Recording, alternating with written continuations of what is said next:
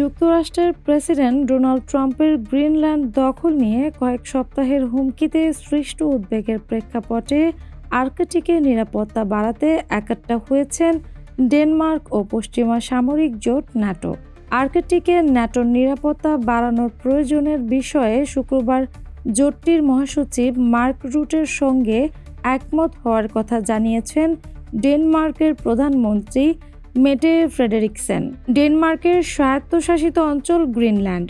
Denmark বলেছে এই অঞ্চলের ওপর তাদের সার্বভৌমত্ব আলোচনার বিষয়বস্তু নয়, তবে অন্যান্য অনেক বিষয় নিয়ে তারা আলোচনার জন্য প্রস্তুত বলে জানিয়েছে।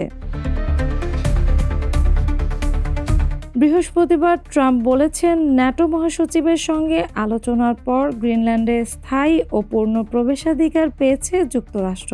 ওদিকে ন্যাটো প্রধান এও বলেছেন যে উত্তরে রাশিয়া ও চীনের হুমকি দূর করার চেষ্টা জোরদার করতে হবে মিত্র দেশগুলোকে। ডেনিশ প্রধানমন্ত্রী ফ্রেডেরিকসেনও একই মত প্রকাশ করে ন্যাটো মহাসচিব রুটের সঙ্গে ব্রাসেলসে তোলা একটি ছবিসহ সোশ্যাল মিডিয়ায় এক পোস্টে শুক্রবার বলেছেন, আর্কটিকে ন্যাটো উপস্থিতি বাড়াতে হবে, এ বিষয়ে আমরা একমত। আর্কটিকে প্রতিরক্ষা ও নিরাপত্তা জোরদার করাটা গোটা ন্যাটো জোটের বিষয়।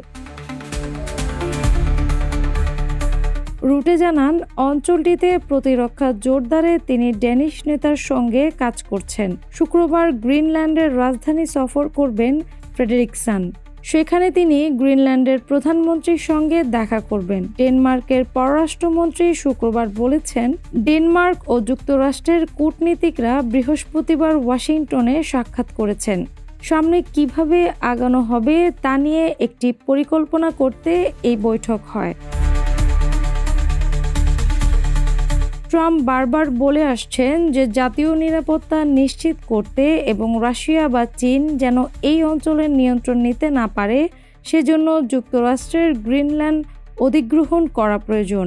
যুক্তরাষ্ট্রের গ্রিনল্যান্ড দখলের প্রস্তাব নিয়ে আন্তর্জাতিক অঙ্গনে যুদ্ধ পরিস্থিতির আশঙ্কা তৈরি হলেও গত বুধবার তা প্রশমিত করার চেষ্টা নিয়ে ট্রাম্প বলেন, তিনি সেখানে সামরিক শক্তি প্রয়োগ করতে চান না।